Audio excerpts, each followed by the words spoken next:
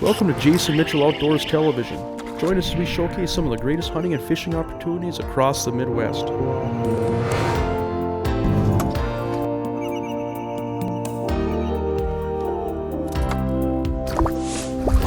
There, we got him. Whoa! There's a fish. Oh, just like that. Thanks so much. That's a beauty. Got it. Today's show is brought to you by these fine sponsors: Yar-Craft Boats, Evinrude BRP, Jason Mitchell Elite Series Rods, North Dakota Tourism Legendary, Cooper Chevrolet, Clam Ice Fishing, Northland Fishing Tackle, US Reel, Trigger X, Salmo Fishing Lures, and Bionic Line.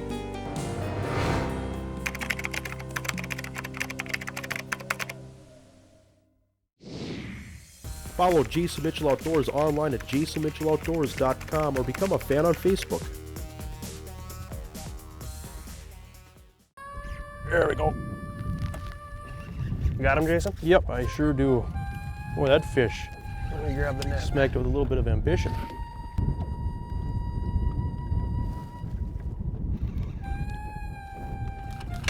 Whoa. Good stuff. Nice looking fish, huh? Yeah, isn't that a beauty? Wow. Look at that.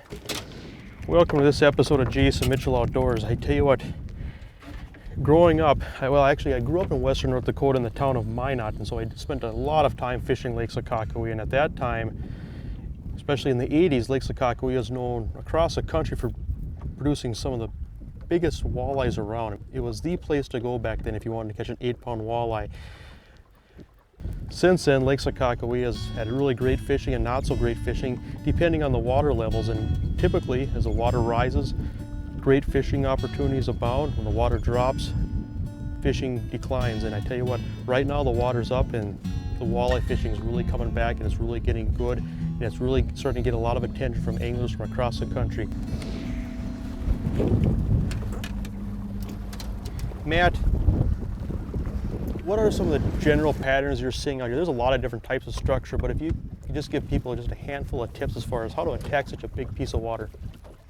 Well, I guess number one is trust your electronics. When you are out fishing, no matter where you are, if you're seeing arcs, stop and fish them. But you're going to generally want to try to hit points off of the main lake or back in the bays. You want to hit those points that jet out into the water. Work the edges, work over the top, and just start there. Start at any point and just start working up and down the shoreline.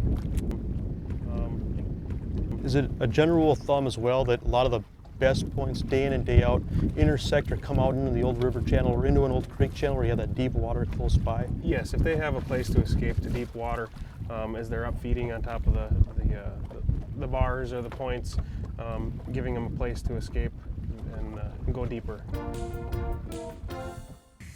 Follow Jason Mitchell Outdoors online at jasonmitchelloutdoors.com or become a fan on Facebook.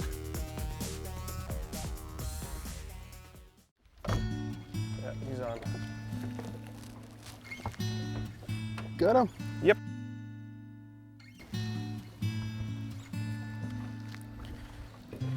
All right, another nice fish.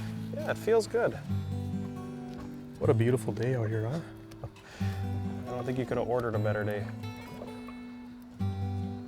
It's got some nice hard head shakes. Yeah. Looks fun. Yeah, there's the fish. Cut in between you here. Here we go. There, another beauty. Another beauty. Look at these fish. I mean, they're just like footballs.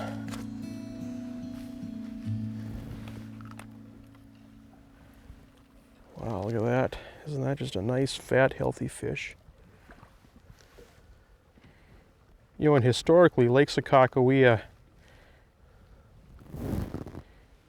is one of the most well-known fisheries in the state of North Dakota. Typically, traditionally, this lake saw most of the angling effort in the state. So that means it was the most fished lake in the state. It's one of the biggest, well, by far the biggest lake in the state. And when it comes to walleye fishing, just a renowned fishery, and it's so good to see this lake coming back, isn't it? Being a Bismarck resident, I'm gonna say yes. Yeah, absolutely. What's your favorite thing about Lake Sakakawea? I would say the vast openness of water, the different scenery that you can see from the east side of the lake traveling west. You get into more of those cliffs, that Badlands feeling, and it's just a beautiful area. You get over up into that Newtown area, and it's gorgeous. I'd have to agree with you. That's one thing that I've always thought about this lake as well. Even when I was a little kid growing up, is just how beautiful it is out here. It definitely is beautiful. It's breathtaking at times. And to think, 200 plus years ago, Lewis and Clark traveled these same waters that we are on. Yep. Looked at some of those same hilltops. Yes. There we go. That one? Yep. That's a nice fish. Yeah, it is. Beautiful green walleye. Yeah, those are just solid fish. That's a nice walleye. Beautiful shape, body conditions excellent, just pretty fish. Let's let this one loose and keep on fishing.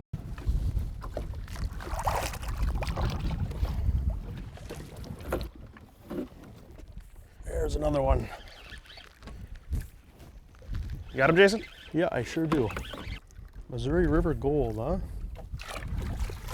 There we go.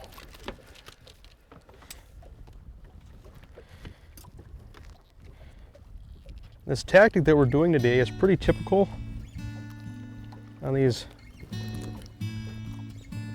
Missouri River reservoirs. These reservoirs are enormous. I heard once that there's more shoreline on Lake Sakakawea than the California shoreline. And so you can imagine the amount of water there is to fish out here. And a lot of times you can just go for what seems like forever and usually not see that many boats, but it's just a matter of a lot of times hitting points and using your electronics. When you mark fish, a lot of times that's obviously where the fish are. Shows you the depth, shows you where the bait fish are running. The bigger marks are often walleyes, but a very effective pattern is to hit these points, look for fish with your electronics, then use a bottom bouncer to cover water. And what we're doing is just using a plain hook with a half a crawler. We'll show you how we're rigging that up too, but it's a very effective presentation on these reservoirs.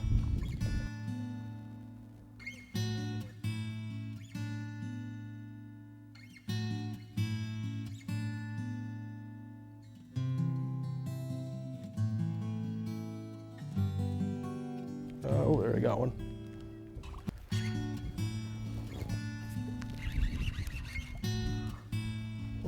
Oh, these fish are scrappy. I got to stick the rod handle underneath my armpit.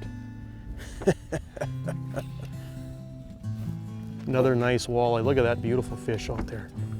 Whoa. Fish is fighting so hard, I'm worried about tearing the hooks out. There we go. Boy, I just cannot get over how scrappy these fish are. They are strong. Wow. This one seems scrappier than usual, but those are nice fish. Isn't that something? I talked earlier about using this half crawler. I'll show you how that works. Isn't that a beautiful fish? Wow. We'll release this fish here and I'll show you how this half crawler rig setup works. Very effective, not just on Devil's Lake, but a lot of places. All right. This is a pretty effective and simple presentation. It works extremely well. I mean, anywhere from 10 to 20 feet, you can probably get away with an ounce to maybe an ounce and a half. This is a 3/4 ounce bottom bouncer. But a lot of times you want to keep that line at about a 45-degree angle. Keep it right below the boat, close to your transducer, close to your cone angle. That way, I like to have my bottom bouncer close to what I'm seeing on the depth finder screen. That short snell we talked about earlier, that's just an Aberdeen hook. I like to use the gold ones, but just put a bend in it. And then what we'll do, just take a half crawler, and obviously when you pinch a crawler in half, you have a head end and a tail end, and the tail ends are typically better until you run out of tail ends and all you have left is the head. But tail ends are usually a little bit softer and they have a lot better action. Thread it on quite a ways. I like to leave a little bit of a knot, tie a Palomar knot, leave a little bit of a tag end, slide that crawler up past that knot so it stays in there just like that. That'll really twirl through the water. And the nice thing about this system is that you can fish it fairly fast, up to 1.5 miles an hour. So fish fast, go through the areas and either try to trigger fish, or if you mark fish, then you can slow down, back down to 0.5 mile an hour, 3/4 mile an hour, and it'll still spin and catch fish on a real slow pass. And so it gives you a little bit of flexibility.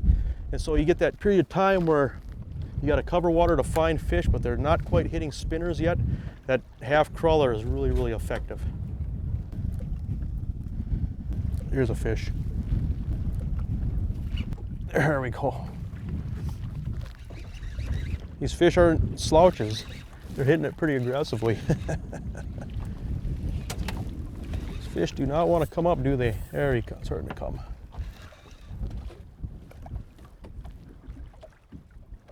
I'd like to thank you for spending the time to take us out. Matt, this is some excellent fishing and just some beautiful country. This is a special place here. One of God's greatest creations. You know, I would agree.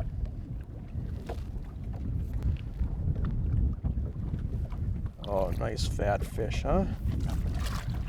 Oh, thank you, sir. Look at the belly on that fish. You'd think it's April the way these fish are built, but that's how these fish are shaped out here. I tell you what, you're going to hear a lot more about Lake Sakakawea the next few years. It's going to get even better, as good as it seems right now. There's so many year classes coming in. The high water makes these fish grow fast. You get some incredible year classes. This is the place to watch out for the next few years, Lake Sakakawea in central North Dakota. If you'd like to find out more information on this fabulous fishery, go to the websites listed at the bottom of the screen. We'll have a lot of information. You can either look up the information online or order your free travel brochure. We'll see you next week on Jason Mitchell Outdoors.